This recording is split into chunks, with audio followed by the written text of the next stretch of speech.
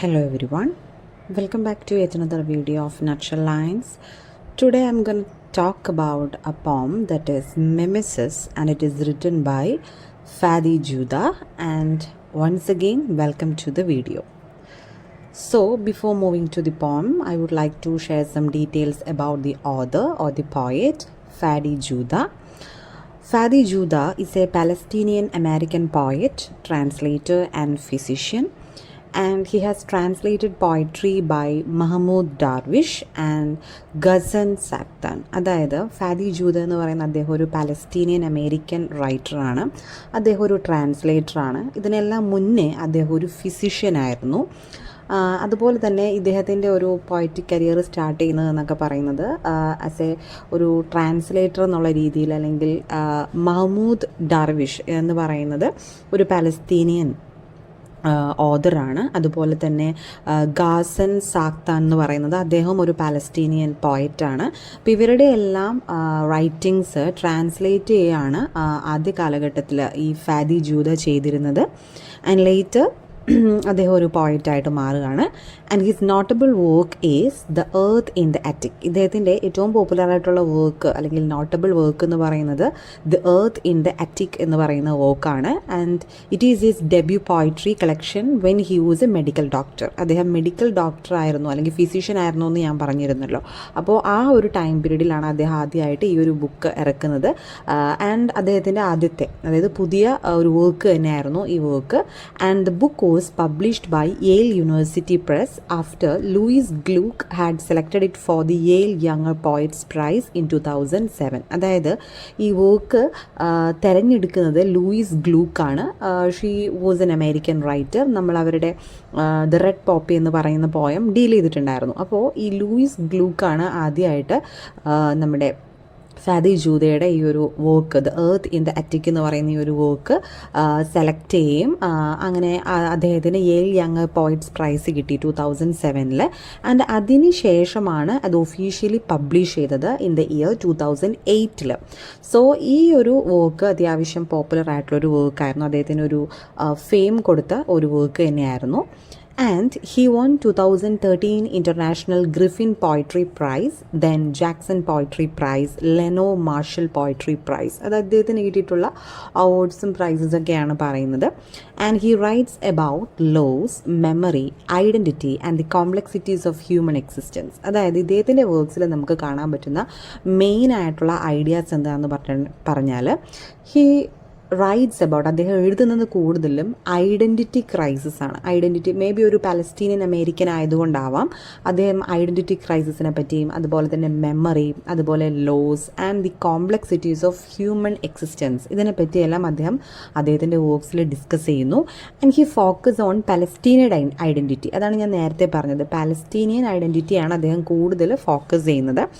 And different cultures, അതുപോലെ തന്നെ exile, human connection, grief. അതായത് ഒരു ആസ് എ ഹ്യൂമൻ ബീയിങ് അല്ലെങ്കിൽ ആസ് എ മാൻ അല്ലെങ്കിൽ ഒരു മനുഷ്യന് നേരിടേണ്ടി വരുന്ന ഏതെല്ലാം ത്രെറ്റ് അല്ലെങ്കിൽ എന്തെല്ലാം കാര്യങ്ങളുണ്ടോ അതിലെല്ലാം കൂടെ അദ്ദേഹത്തിൻ്റെ വർക്ക്സ് കടന്നു പോയിട്ടുണ്ട്. So that is all about the writer Fady Joudah. And I'm moving to the poem Mimesis by Fady Joudah. ഇത് വളരെ ഷോർട്ടായിട്ടുള്ള പോമാണ്. സോ ഞാൻ ലൈൻ ബൈ ലൈൻ എക്സ്പ്ലനേഷനാണ് പറയുന്നത്. My daughter wouldn't hurt a spider that had nested between her bicycle handles. For 2 weeks she waited until it left of its own accord. അതായത് ഈ പോയത്തിൽ സ്റ്റാർട്ട് ചെയ്യുന്നത് അല്ലെങ്കിൽ ഈ ഒരു പോം എന്ന് പറയുന്നത് it is actually A conversation between a father and his daughter. അതായത് ഒരു അച്ഛനും മകളും തമ്മിലുള്ള ഒരു സിമ്പിൾ ആയിട്ടുള്ള ഒരു കോൺവെർസേഷൻ ആയിട്ടാണ് ഈ പോം സ്റ്റാർട്ട് ചെയ്യുന്നത്. അപ്പോൾ അച്ഛൻ പറയുകയാണ്, എന്താ പറയുന്നത്, my daughter wouldn't hurt a spider that had nested between her bicycle handles. എൻ്റെ മകള് അവളുടെ ബൈസിക്കിളിൻ്റെ ഹാൻഡിൽ കൂട് കൂട്ടിയിരിക്കുന്ന ഒരു സ്പൈഡറിനെ കാണുകയാണ്. ആൻഡ് അത് കുറച്ച് നാളായിട്ട് ഇങ്ങനെ കൂട് കൂട്ടി അവളുടെ ആ ഒരു സൈക്കിളിൻ്റെ ഹാൻഡിൽ ഇങ്ങനെ ഒരു എന്താ പറയുക ഒരു ശല്യമായിട്ട് നിൽക്കുകയാണ്. പക്ഷേ ഷി വുഡിൻ ഹേർട്ട്, അവൾ അതിനെ ഹേർട്ട് ചെയ്യുന്നില്ല.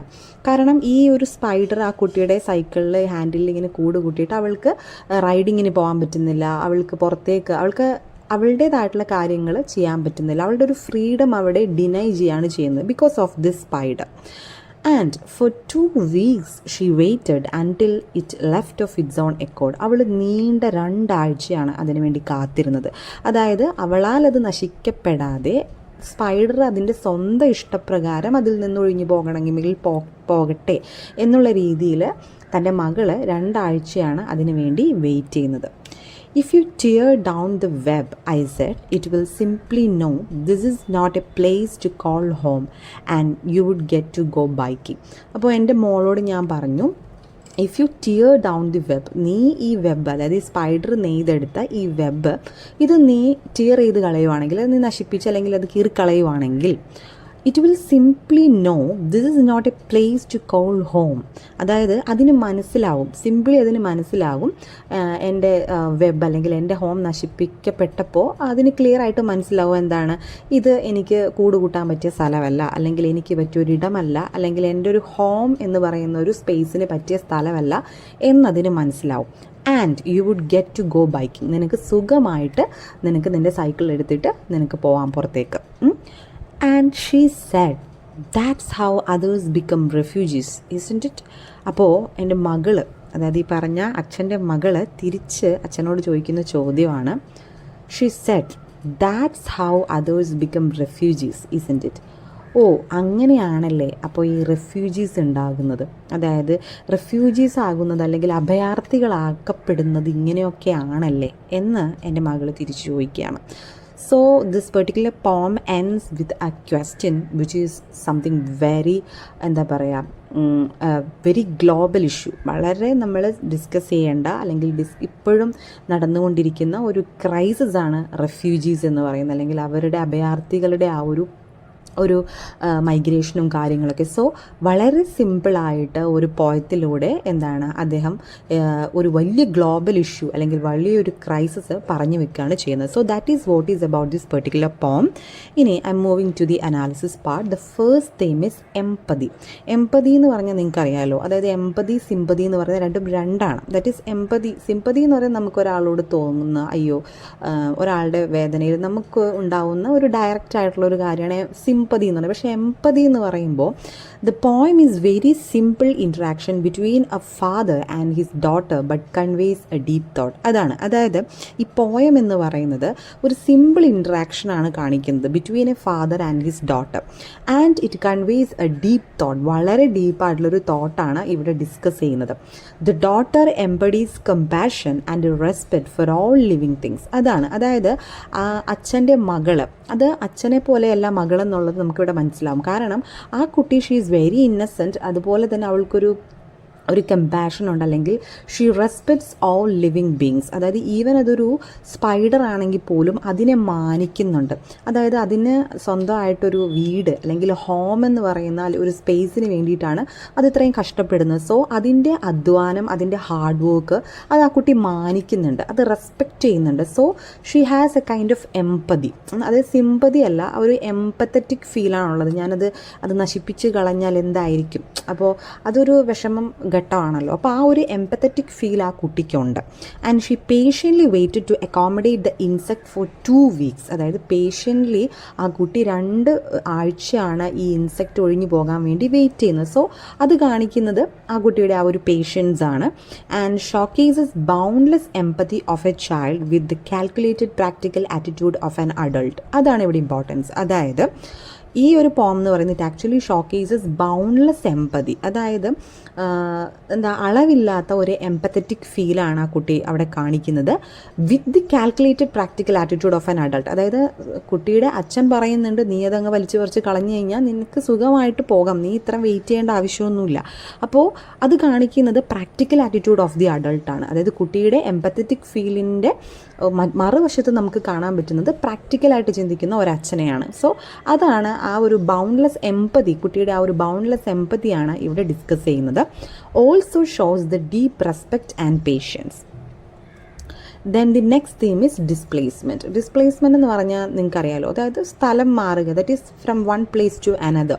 അതായത് the spider's web is an allegory of home. അതായത് ഒരു സ്പൈഡർ ഒരു സൈക്കിളിൻ്റെ ഹാൻഡിൽ വന്ന് കൂട് കൂട്ടുക എന്ന് പറയുന്നത് അത്ര വലിയ കാര്യമൊന്നുമല്ല. പക്ഷേ ഈ ഒരു പോയത്തിൽ this particular web is an allegory of home. അതായത് അലിഗറി എന്ന് പറഞ്ഞു കഴിഞ്ഞാൽ എന്താണെന്ന് വെച്ചാൽ, ഈ പോയത്തിൽ അലിഗറി യൂസ് ചെയ്യുന്ന ഒരു ടെക്നിക്ക് എന്ന് പറഞ്ഞാൽ, നമ്മളൊരു കവിത വായിക്കുമ്പോൾ അതിലൊരു ലൈൻ വായിക്കുമ്പോൾ ആക്ച്വലി അതൊരു മെറ്റഫറാണ് and it reveals a hidden meaning. അതായത് ഒരു സർഫസ് മീനിങ് ഉണ്ടാവും, പക്ഷെ അതിൻ്റെ അടിയിൽ അല്ലെങ്കിൽ under that surface meaning there is a hidden meaning. അതായത് വളരെ സ്ട്രോങ് ആയിട്ടുള്ള ഒരു മീനിങ് പോയിറ്റ് കൊടുക്കും അല്ലെങ്കിൽ ഓതർ കൊടുക്കും. അതിനെയാണ് നമ്മൾ അലിഗറി എന്ന് പറയുന്നത്. സോ ഇവിടെ ഒരു സ്പൈഡർ ഹോം ഉണ്ടാക്കാൻ വേണ്ടിയിട്ട് ഒരു വെബ് കൂട്ടുക എന്ന് പറയുന്നത് അറ്റ്ലീസ്റ്റ് ഇത്ര വലിയ കാര്യമൊന്നുമല്ല. പക്ഷേ ഇറ്റ് ആക്ച്വലി സിംബലൈസസ് റെഫ്യൂജീസ്, അതായത് അഭയാർത്ഥികളെയാണ് കാണിക്കുന്നത്. അതായത് തൻ്റേതല്ലാത്ത സ്ഥലത്ത്, മറ്റൊരാളുടെ ഏരിയയിൽ, മറ്റൊരാളുടെ രാജ്യത്ത്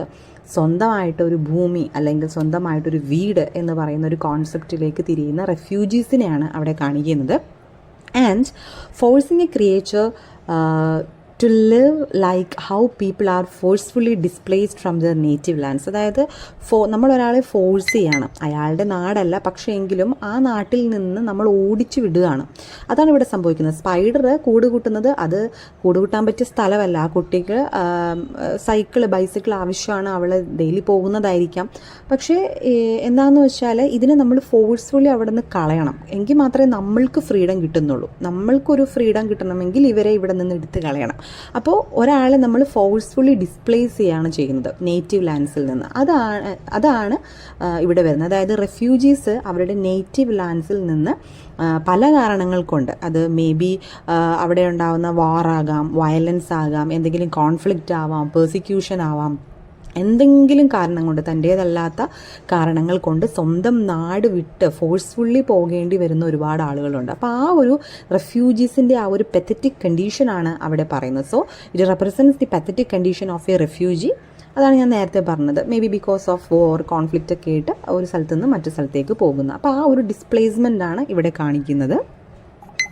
Then I'm moving to major symbols. ഇതിൽ വരുന്ന മേജർ സിമ്പിൾ എന്ന് പറയുന്നത് the spider and the web. നമുക്കറിയാലോ, ഇവിടെയുള്ള എട്ടുകാലിയും അതുപോലെ തന്നെ അത് കൂടുകൂട്ടുന്ന അതിൻ്റെ ആ ഒരു web. So it representing refugee and it's home. അത് ഞാൻ റിപ്പീറ്റ് ചെയ്യുന്നില്ല. And marginalised people and forced immigrants, അതായത് ഈ മറ്റുള്ളവരാൽ തഴയപ്പെടുന്ന മാർജിനലൈസ്ഡ് ആയിട്ടുള്ള ഈ പറയുന്ന സൊസൈറ്റിയിൽ ഏറ്റവും ലോവർ ക്ലാസ്സിൽ ജീവിക്കുന്ന മൈഗ്രൻസ് ആയിട്ട് ഇങ്ങനെ കൂടുമാറി ഇങ്ങനെ നടക്കുന്ന അത്തരം ആളുകളെയാണ്, അഭയാർത്ഥികളെയാണ് ഇവിടെ സ്പൈഡറും അതുപോലെ വെബായിട്ട് കാണിക്കുന്നത്. And also the next simple is the bicycle. കുട്ടിയുടെ ആ cycle, it represents A region or A country. അതായത് തൻ്റേതല്ലാത്ത ഒരു സ്ഥലത്ത് വന്ന് കൂടുകൂട്ടുക. സോ റെഫ്യൂജീസ് അങ്ങനെയാണ്. അതുപോലെ തന്നെയാണ് ഈ സ്പൈഡറും ചെയ്യുന്നത്. ഈ ഒരു ബൈസിക്കിളിൻ്റെ ഹാൻഡിലിൽ വന്ന് അത് വെബ് നെയ്തെടുക്കുകയാണ് ചെയ്യുന്നത്. So it pin points the collision between child's routine and uncontrollable world. അപ്പോൾ ബൈസിക്കിൾ എന്ന് പറയുന്നത് ആക്ച്വലി സിംബലൈസസ് ഫ്രീഡത്തിനെയാണ് കാണിക്കുന്നത്. അതുപോലെ തന്നെ അൺകൺട്രോളബിൾ വേൾഡിനെയാണ് കാണിക്കുന്നത്. പക്ഷേ because of this particular thing or this living creature, ഈ ഒരു സ്പൈഡർ കാരണം ആ ഒരു ഫ്രീഡം അവിടെ പറ്റുന്നില്ല എന്നുള്ള ഒരർത്ഥം കൂടി അവിടെയുണ്ട്. സോ ബൈസിക്കിൾ റെപ്രസെൻറ്റ് ചെയ്യുന്നത് the entire country or A region എന്നുള്ള അർത്ഥത്തിലാണ്. And significance of the title, അതായത് ഈ ടൈറ്റിൽ കേട്ടപ്പം നിങ്ങൾക്ക് ഒരു പക്ഷേ തോന്നിയിട്ടാവും മിമിസിസ്. വോട്ട് ഈസ് മിമിസിസ് എന്നുള്ളത്. അതായത് ആർട്ടും ലിറ്ററേച്ചറും പഠിക്കുന്ന കുട്ടികൾക്ക് പെട്ടെന്ന് മനസ്സിലാവും എന്താണ് മിമിസിസ് എന്ന് പറയുന്നത്. ബട്ട് എങ്കിലും ഞാൻ പറയാം, മിമിസിസ് എന്ന് പറയുന്നത് title refers to the concept of imitation or representation.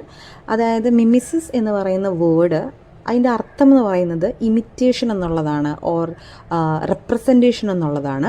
And mimesis is a Greek word, means imitation, representation or mimicry. അതായത് ഇതിൻ്റെ ഒറിജിൻ, ഈ വേർഡിൻ്റെ ഒറിജിൻ എന്ന് പറയുന്നത് ഗ്രീക്ക് വേർഡാണ് ഈ മിമിസിസ് എന്ന് പറയുന്നത്.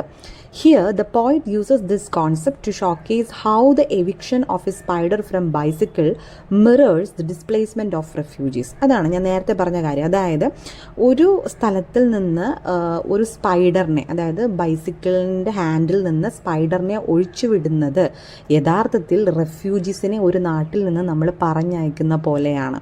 അപ്പോൾ ആ ഒരു കമ്പാരിസൺ, ആ ഒരു ഇമിറ്റേഷനാണ്. അതായത് ബൈസിക്കിളിൽ സ്പൈഡർ ഇരിക്കുന്നു എന്നുള്ളത് റെഫ്യൂജീസ് നാട് വിട്ടു പോകാൻ നിൽക്കുന്ന ആ ഒരു ഇമിറ്റേഷൻ തന്നെയാണ്. That is the representation. ഇതിൻ്റെ സെയിം അർത്ഥം തന്നെയാണ് അതിനും ഉള്ളത്. ആ ഒരു കാര്യം കാണിക്കാനാണ് ഇവിടെ ഈ ഒരു ടൈറ്റിൽ മിമിസിസ് എന്ന് കൊടുത്തിരിക്കുന്നത്. And through a simple idea Fady Joudah imitates global issue. അത് ഞാൻ തുടക്കത്തിൽ പറഞ്ഞിരുന്നു, വലിയൊരു ക്രൈസിസ് ആണ് ഇത്, അല്ലെങ്കിൽ വലിയൊരു ഗ്ലോബൽ ഇഷ്യൂ ആണ്. അത് വളരെ ചെറിയ ലൈൻസ് കൊണ്ട് അദ്ദേഹം പറഞ്ഞു നിർത്തിയെന്നുള്ളൂ. And it focuses the nature of injustice, അതായത് അനീതിയാണ് അവരോട് കാണിക്കുന്നത്. And we people see their existence as an inconvenience or an encroachment in our life. നമ്മുടെ രാജ്യത്ത് ഇപ്പോൾ ഇന്ത്യനാണ് നമ്മളായതുകൊണ്ട് തന്നെ നമ്മുടെ രാജ്യത്ത് നമ്മളല്ലാതെ മറ്റു രാജ്യക്കാർ വന്ന് താമസിക്കുമ്പോൾ we may feel that inconvenience, ഒരു പ്രശ്നം ഉണ്ടാവും അവരായിട്ട് അഡ്ജസ്റ്റ് ചെയ്യാനും ഒക്കെ. അതാണല്ലോ നമ്മുടെ മലയാളികൾ മറ്റു കൺട്രീസിൽ പോകുമ്പോൾ ഇപ്പോൾ അബ്രോഡിൽ സംഭവിച്ചുകൊണ്ടിരിക്കുന്നത്. അതായത് അവർക്ക് നമ്മൾ ഒരിക്കലും അവരിൽ ഒരാളായിട്ട് അംഗീകരിക്കില്ല, എന്നാൽ നമ്മളൊട്ട് അവരിൽ ഒരാളാകുകയില്ല. സോ നമുക്ക് രണ്ടുമില്ലാത്ത അവസ്ഥ, ആ ഒരു അവസ്ഥയാണ്. അപ്പം അതെന്ന് പറഞ്ഞാൽ ഇപ്പം സിമ്പിളായിട്ടുള്ള കാര്യമാണ്. റെഫ്യൂജി എന്നുള്ള രീതിയിലല്ല ഞാൻ പറഞ്ഞത്. പക്ഷേ റെഫ്യൂജീസിൻ്റെ കാര്യം എന്ന് പറഞ്ഞാൽ എൻറ്റയർലി ഒരു നാട് അവരുടെ നേറ്റീവ് ലാൻഡ് വിട്ടിട്ട് ഒരു ഇതില്ലാത്ത ഒരു രാജ്യത്തേക്ക് പോയിട്ട് അവിടെ നിന്ന് ഓടിക്കപ്പെട്ട് ഇങ്ങനെ നടക്കുന്ന ഒത്തിരി ആളുകളുണ്ട്. അതൊരു വലിയൊരു ക്രൈസിസാണ്. അത് വലിയൊരു വലിയൊരു പ്രശ്നം തന്നെയാണ്, ഒരു വലിയൊരു ഗ്ലോബൽ ഇഷ്യൂ ആണ്. അപ്പോൾ അത് വളരെ സിമ്പിളായിട്ട് ഈ ഒരു വോക്കിലൂടെ അദ്ദേഹം പറഞ്ഞു വെച്ചു എന്ന് മാത്രം. സോ അങ്ങനെയാണ് ഈ മിമിസിസ് എന്ന് പറയുന്ന ടൈറ്റിൽ ഈ ഒരു വോക്കിന് ആപ്റ്റായിട്ട് വരുന്നത്. ആൻഡ് അറ്റ് ദി എൻഡ് ഞാൻ 1-2 പോയിൻറ്റ്സ് ആഡ് ചെയ്യാൻ ശ്രമിക്കുന്നു. അതായത് the question at end focuses how we humans avoid other creatures from our lives. അതായത് ഈ ഒരു പോം ഒരു 10-14 ലൈൻസേ ഉള്ളൂ. ഈ ഒരു പോയത്തിൽ അദ്ദേഹം പറയാൻ ശ്രമിക്കുന്നത് അറ്റ് ദി എൻഡ് ഒരു ക്വസ്റ്റ്യൻ ഉണ്ടല്ലോ, ആ കുട്ടി അച്ഛനോട് ചോദിക്കുന്ന ഒരു ക്വസ്റ്റ്യൻ ഉണ്ട്, ഇങ്ങനെയാണല്ലേ റിഫ്യൂജീസ് ഉണ്ടാകുന്നത് എന്ന് കുട്ടി ഒരു കൗതുകത്തോട് ചോദിക്കുകയാണ്. ആ ക്വസ്റ്റ്യൻ എന്ന് പറയുന്നത് it shows that we humans avoid creatures from our lives. നമ്മുടെ ലൈഫിൽ നിന്ന് നമ്മൾ ഒത്തിരി ആളുകളെ അല്ലെങ്കിൽ ഒത്തിരി നമ്മുടേതല്ലാത്ത കാര്യങ്ങളൊക്കെ നമ്മൾ ഒഴിവാക്കി വിടുന്നുണ്ട്. അത് മനുഷ്യർ തന്നെ ആയിക്കോട്ടെ, അല്ലെങ്കിൽ മൃഗങ്ങളായിക്കോട്ടെ, ജീവനുള്ള എന്തും ആയിക്കോട്ടെ, അങ്ങനെ ഒരു പ്രക്രിയ നമുക്കുണ്ട്, അങ്ങനെ ഒരു പ്രോസസ്സ് നമുക്കുണ്ട്. നമ്മുടേതല്ലെങ്കിൽ നമുക്കത് വേണ്ട എന്നുള്ളത്. അതായത് നമുക്ക് ആ ഒരു നന്മ എന്ന് പറയുന്ന സാധനം വളരെ കുറവാണ്. So this poem reflects an empathy for the beings whose homes we might be disturbing or destroying in the procedures. അതായത് നമ്മുടേതായിട്ടുള്ള സ്വാർത്ഥ ചിന്തകൾക്ക് വേണ്ടി, നമ്മുടേതായിട്ടുള്ള ഒരു സിസ്റ്റം ഉണ്ടാക്കാൻ വേണ്ടിയിട്ട് പാവപ്പെട്ട അല്ലെങ്കിൽ അങ്ങനെയുള്ള കുറച്ച് ആളുകളെ നമ്മൾ തഴയുന്ന അല്ലെങ്കിൽ നമ്മൾ വിട്ടുകളയുന്ന ഒരു സംഭവമുണ്ട്. ആ ഒരു കാര്യത്തിലേക്കുള്ള ഒരു എംപത്തറ്റിക് ഫീലാണ് ഈ ഒരു പോയം എന്ന് പറയുന്നത്. And this poem is a strong metaphor for the world refugee crisis. അതാണ് നേരത്തെ ഞാൻ പറഞ്ഞത്. And the poet wonderfully portrays a serious global issue through very simple delicate lines through this poem. അതായത് ഈ ഒരു പോയത്തിലൂടെ വലിയൊരു സീരിയസ് ഗ്ലോബൽ ഇഷ്യൂ ആണ് അദ്ദേഹം വളരെ നിസ്സാരമായിട്ട് എഴുതി വെച്ചിരിക്കുന്നത്. സോ ഭയങ്കര അർത്ഥമുള്ള എന്നാൽ ഭയങ്കര ഷോർട്ടായിട്ടും വളരെയധികം നമുക്ക് മനസ്സിൽ തട്ടുന്ന ഒരു കവിതയാണ് ഈ ഒരു മിമിസിസ് എന്ന് പറയുന്നത്. So I think this video is very clear to you. For more literature content videos just subscribe my YouTube channel Nutshell Lines. Let's learn something fruitful in a few words. Thank you so much.